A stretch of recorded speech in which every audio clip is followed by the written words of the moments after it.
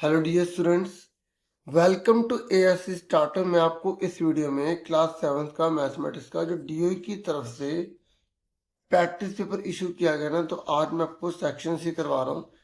मैं आपको दो वीडियोस इसकी ऑलरेडी प्रोवाइड कर चुका हूँ, सेक्शन ए और सेक्शन बी की। तो हिंदी मीडियम और इंग्लिश मीडियम दोनों बच्चे ध्यान से समझिएगा। आज हम सेक्शन सी या खंड गा करने जा रहे हैं। तो देखिए यहाँ पर 8 नंबर पे क्वेश्चन दिया गया है। इसने बोला है कि एक वृत्त की परिधि 31.4 सेंटीमीटर है, तो वृत्त की त्रिज्या और क्षेत्रफल ज्ञात कीजिए। देखिए, जो चीज दी होती है उसी का फॉर्मूला हमें लगाना होता है, ठीक है।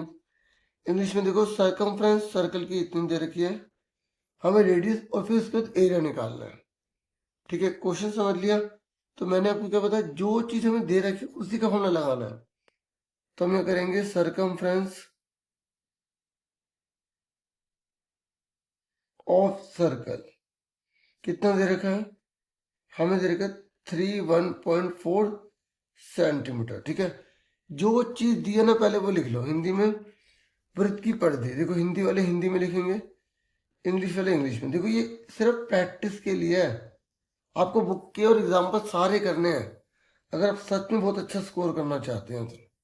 देखो मैं आसान तरीके से बताऊंगा, याद रख लो बच्चे। जब भी हमें आंसर दिया हुआ है, जैसे हमें आंसर दे रखा है सरकमफ्रेंस का, तो आंसर सामने, उसका फॉर्मूला नीचे लिखो।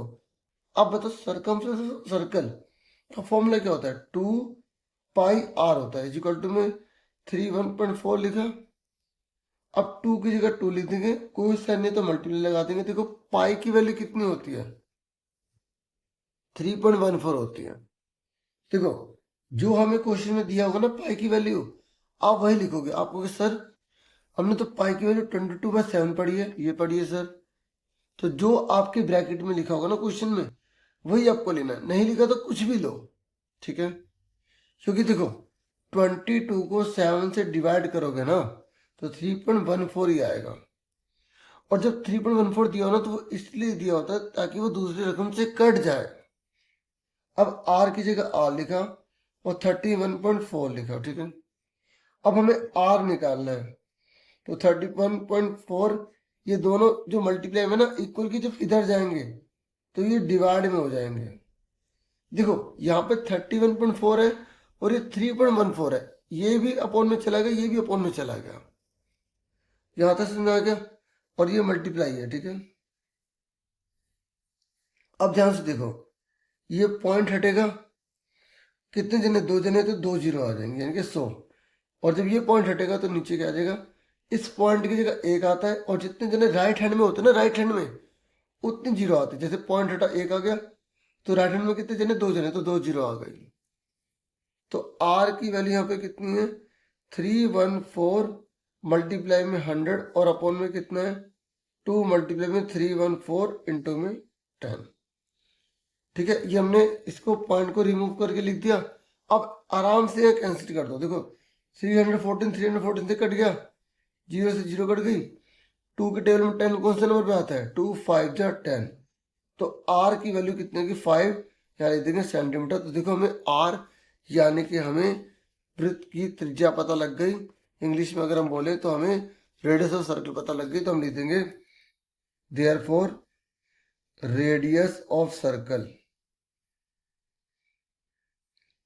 ब्रैकेट में आ लगा देंगे 5 सेंटीमीटर। तो हिंदी में लिखेंगे वृत्त की त्रिज्या बराबर कितने आगे, 5 सेंटीमीटर। फिर इन्होंने बोला आगे एरिया निकालिए। देखो जब हमें रेडियस पता होगी तभी तो हम एरिया निकालेंगे, क्षेत्रफल निकालेंगे, ठीक है ना। यहाँ पर देखो एरिया पूछा है, तो अब एरिया का फॉर्मूला लिख दो। देखो ये जो चैप्टर है ना, ये सिर्फ फॉर्मूले के ऊपर बेस्ड है। जिस बच्चे को फॉर्मूला आता है और फॉर्मूला अप्लाई करना आता है वो कर लेगा। तो वृत्त का क्षेत्रफल आपसे पूछ रहा है, तो अब आप मुझे बताइए इसका फॉर्मूला क्या होता है, पाई आर स्क्वायर होता है। अब देखो मैंने इंग्लिश में लिखूंगा, हिंदी में फॉर्मूला तो वही रहेगा, ठीक है। तो मैंने एक बार लिख दिया, इक्वल टू लगाया, पाई की वैल्यू 3.14 ही लिखेंगे, मल्टीप्लाई आर कितना है, 5, 5, 2 बार क्यों लिखा, पावर 2 लगी हुई है। अब इनको मल्टीप्लाई कर दो, 3.14 5 5 25। अब 25 को इससे मल्टीप्लाई कर दो। देखो 25 4 से 100 होता है, 25 को 100 होता है, 10 कैरी हो गया, 25 को 25 35 हो गया, यानी कि 5 ऊपर 3 कैरी हो गया, 25 3 75 और 78 हो जाएगा, 0.2 के बाद लग जाएगा। तो यहाँ पे सेंटीमीटर की पावर 2, क्योंकि एरिया है ना, इसमें पावर 2 लगती है। ठीक है, और कभी आपको वैल्यू दे रखी हो और ये ना बताया हो कि वो एरिया क्या है, तो अगर पावर 2 लगे तो एरिया है, अगर पावर 1 है या तो वो सेंटीमीटर में मतलब खाली तो सरकमफ्रेंस होगा या वो रेडियस होगी। समझ में आ गया? देखो मैंने बहुत आराम से आपको समझाया है। ठीक है, क्लियर हो गया होगा आपको अच्छे से। ठीक है, ये आप नोट करना चाहे नोट कर सकते हैं। अब उसके बाद जो है हम आगे का क्वेश्चन करेंगे। ठीक है, नेक्स्ट क्वेश्चन है हमारा। अब देखिए, अगर ये वाला नहीं करना तो हम और वाला भी कर सकते हैं, तो पर मैं आपको यहाँ दोनों कराऊंगा। ठीक है, तो आप पढ़िए, क्वेश्चन ध्यान से सुनिए। देखो, कोई भी क्वेश्चन है ना, उसे आराम से पढ़ के कीजिएगा। हो सकता है वो नया हो, आप पहली बार कर रहे हो। ठीक है, तो इसने बोला है 28 सेंटीमीटर त्रिज्या वाले एक पहिए को 352 मीटर चलने के लिए कितनी बार घूमना होगा। देखो इंग्लिश में आप पढ़ लेते हैं। ठीक है, देखो यहाँ पर क्या लिखा है।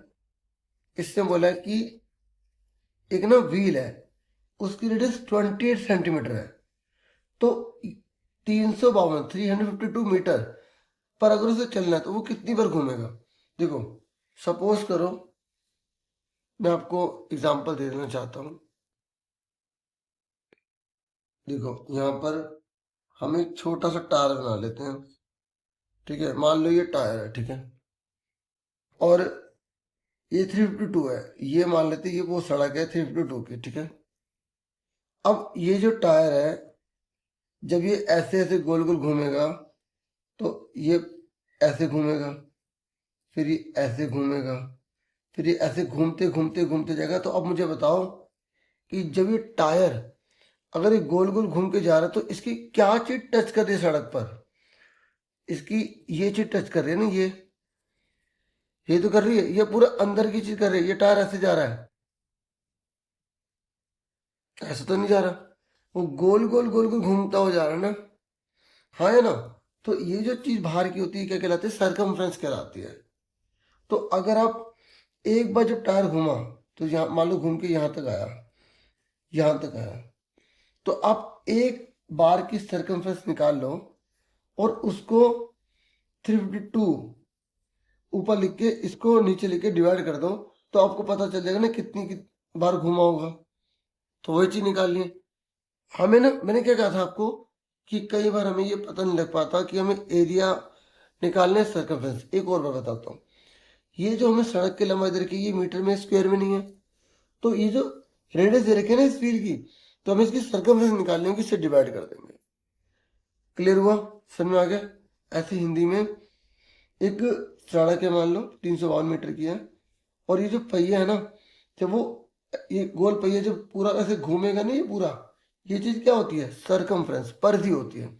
तो जैसे घूम के यहाँ तक आ गया, तो एक बार में यहाँ तक आया, अगली बार में यहाँ तक, अगली बार में यहाँ तक, तो इस तरीके से इसकी एक सरकमफ्रेंस को हम इससे मतलब इसको ऊपर लिख के से नीचे लिख के डिवाइड कर देंगे ना, तो पता लग जाएगा पहिया कितनी बार गोल घूमा है।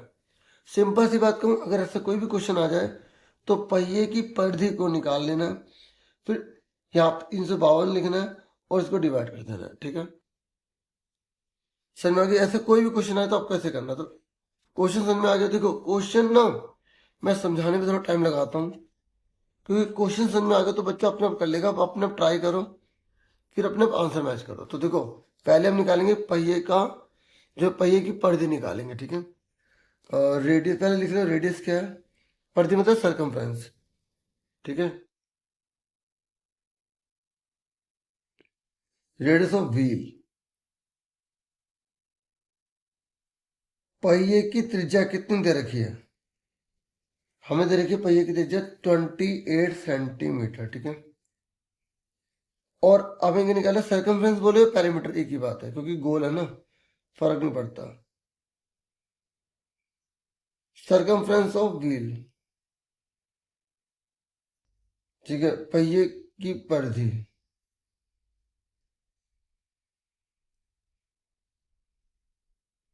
तो क्या फॉर्मूला होता है, देखो फॉर्मूला कभी नहीं बदलेगा। अगर वो सर्कल की फॉर्म में है ना, फॉर्मूला 2 पाई r ही रहेगा। तो इक्वल टू 2 पाई की वैल्यू कितनी है, 22/7। r कितना है, 28। देखो मैंने यहाँ पे 22/7 क्यों लिया, क्वेश्चन में लिखा था। ठीक है, आप देख सकते हैं क्वेश्चन में यहाँ पे मेंशन किया गया था। ठीक है, थोड़ा सा छोटा कर लेता हूँ। तो अब इसे सॉल्व करो, देखो 7 4, देखो नीचे कुछ नहीं तो एक मान लो, 7 4 28। ठीक है, ऊपर क्या बता रहा है, 2 मल्टीप्लाई में 22 मल्टीप्लाई में 4। अगर इसको मल्टीप्लाई करना तो कर लो, ये तो बाद में काटना ही है ऐसे।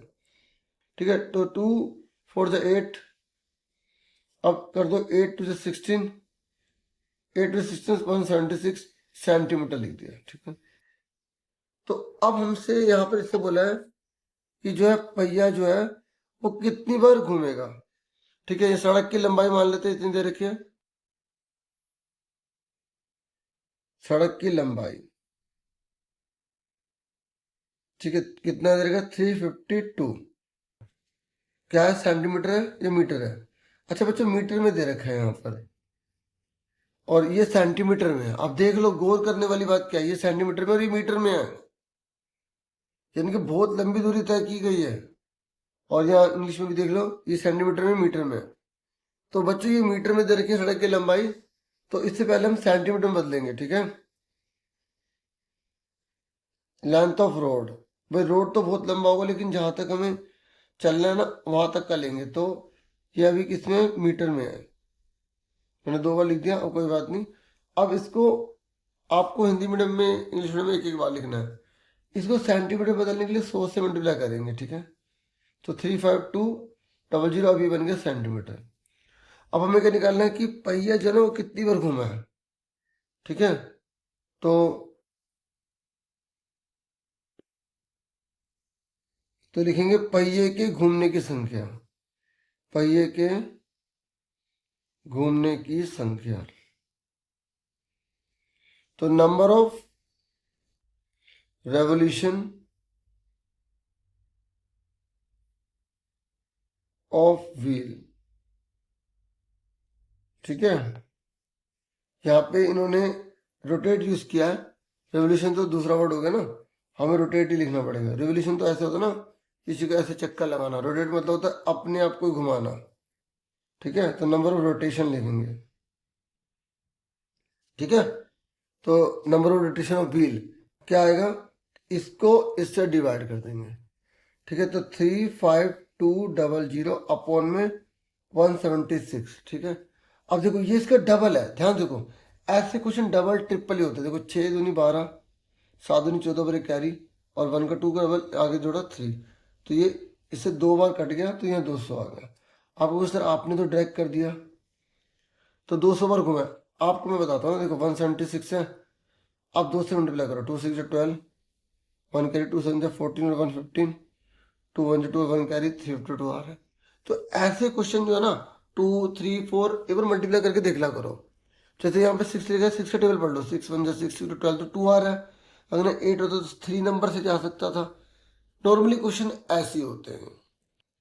ठीक है, कुछ शॉर्टकट ट्रिक भी आपको आनी चाहिए। तो ये 200 बार घुमा, हमारा आंसर आ गया। ठीक है, तो ये क्लियर हो गया आपको अच्छे से।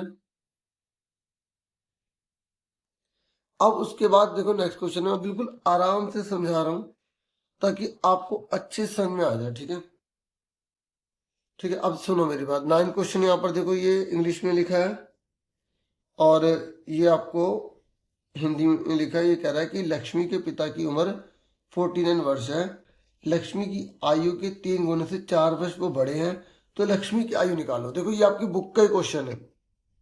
ठीक है, देखो लक्ष्मी के जो फादर है ना, वो 49 ईयर्स ओल्ड है। ये कह रहा है कि, और पता है कि लक्ष्मी के पिता की उम्र कैसे बता रखी है, लक्ष्मी की एज के 3 टाइम्स में 4 ज्यादा जोड़ दो। ऐसा कोई भी क्वेश्चन आए ना, कोई नया भी आ जाए, हमेशा छोटे वाले को आपको लेट मानना है। लेट लक्ष्मी एज, वैसे आप पहले लिखना चाहिए, लेकिन इन्होंने कुछ नहीं मेंशन किया, तो हम सीधा लिख देंगे लेट लक्ष्मी एज।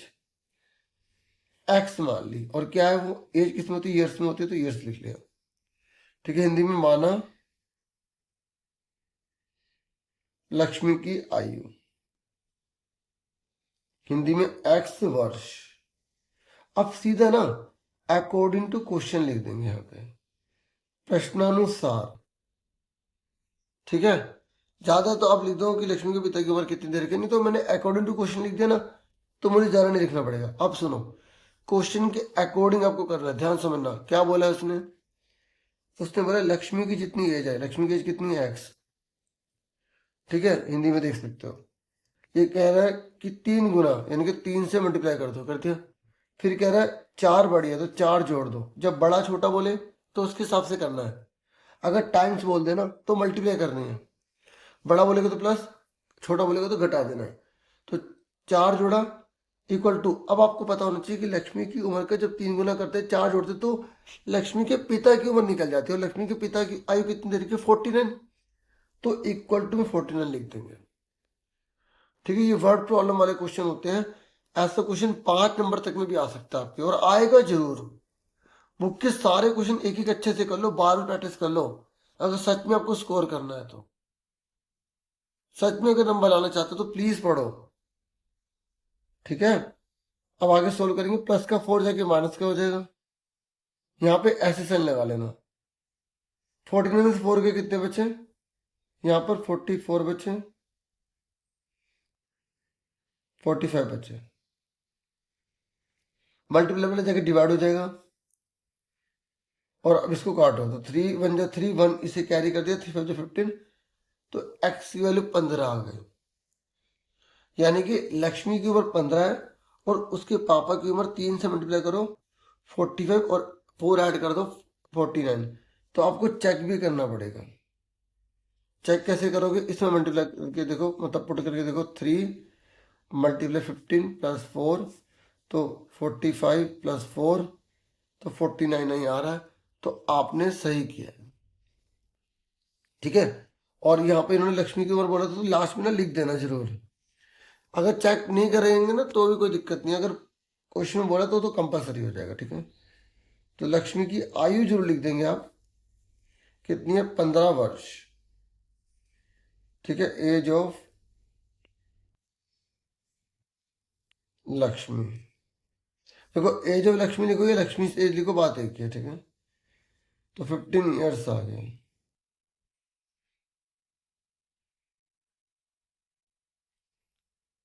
अब नेक्स्ट क्वेश्चन देखो, यहाँ पर क्या कह रहा है, ये 10th क्वेश्चन है। यहाँ पर 6ठी और 7वीं कक्षा के 200 विद्यार्थी हैं, ये टोटल कितने, 200 है। तो ये कह रहा है कि इन्होंने जो रंग बताए उसके अकॉर्डिंग हमने लिख दिए हैं।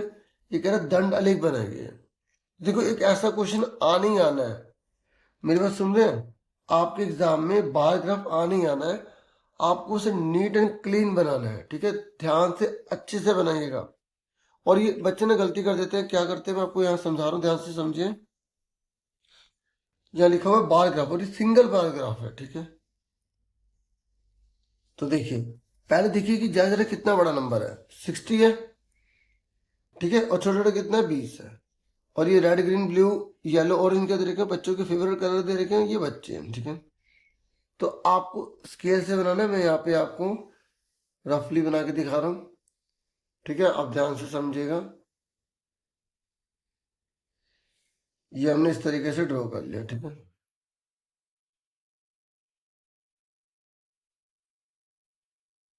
ये ब्लर हो रहा है, इसको 1 मिनट।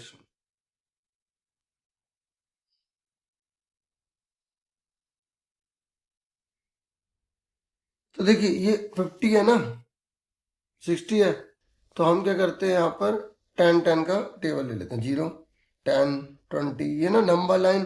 जैसे आपकी ये शीट होगी ना, इस शीट पे अगर आप बनाओगे, तो जैसे मैं आपको यहाँ बना के दिखाता हूँ, तो ये इस तरह ड्रॉ करेंगे ना, तो देखो ये 0 होता है यहाँ पे, बच्चे यहाँ 0 लिख देते हैं, ये 0 लिखते ही नहीं है, यहाँ पे 10 लिख देते हैं। देखो यहाँ ऐसे लाइन डालनी है।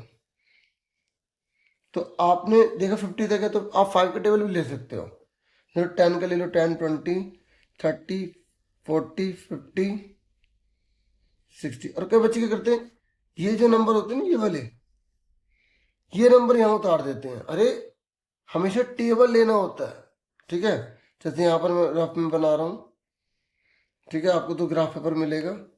तो ये 10, 20, 30, 40, 50, 60, 70, 80, फिर यहाँ पर कितना है 40 है, तो ये 40 है ना, तो ये 40 का बना लेंगे इस तरीके, ठीक है।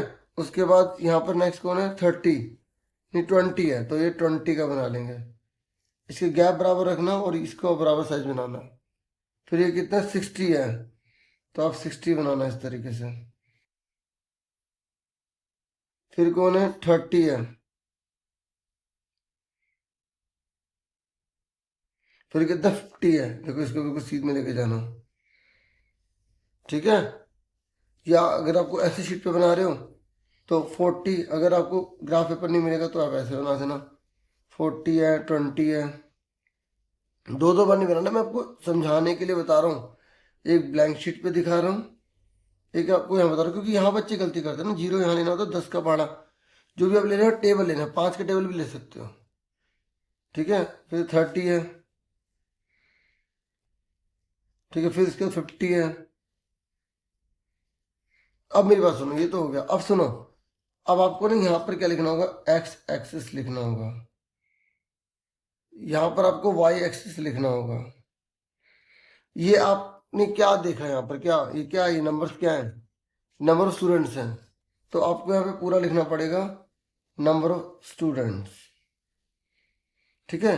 हिंदी में क्या लिखोगे, विद्यार्थियों की संख्या लिख दोगे, ठीक है, ठीक है, ये लिख लोगे ना यहाँ से देखिए।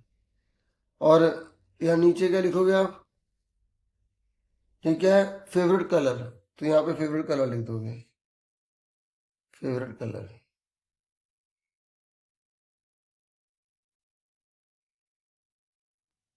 और यहाँ पे सारे कलर लिखोगे, यहाँ डिजाइन बना देना इस तरीके से। ये कौन सा कलर था, red green blue yellow orange, red green blue yellow orange, ये आप पूरा पूरा लिखना, ठीक है। और ये 40 है, इसके ऊपर लिख दो 40, 20, 60, 30 और 50। नहीं लिखोगे तो दिक्कत नहीं, और बॉक्स बना देना। आपने यहाँ पर ये जो एक जो पूरा सेल लिया है यहाँ पे, कितने यूनिट के लिए 10, तो आप लिख दोगे हमने एक बॉक्स जो है उसमें 10 यूनिट लिए हैं एक्स एक्सिस में, ठीक है। एक बॉक्स में हमने 10 इकाई लिए हैं, तो ऐसे पूरी डिटेल करके आना अच्छे से, ठीक है। ये नहीं कि आपने फटाफट से ऐसे कर दिया। क्लियर हो गया। अब उसके बाद ये आ गया हमारा सेक्शन डी आ गया, तो ये मैं आपसे फिर नेक्स्ट वीडियो में आपको प्रोवाइड करूंगा, ठीक है ना। अब जैसे ना एक एक सेक्शन अलग से प्रोवाइड करता रहूंगा तो आपकी प्रैक्टिस भी होती रहेगी, और मैं जल्दी वीडियो से ऐसे आपके लिए लेकर आता रहूँगा, ठीक है ना। तो आपसे नेक्स्ट वीडियो में मिलेंगे। Thank you for watching and listening carefully. Take care students.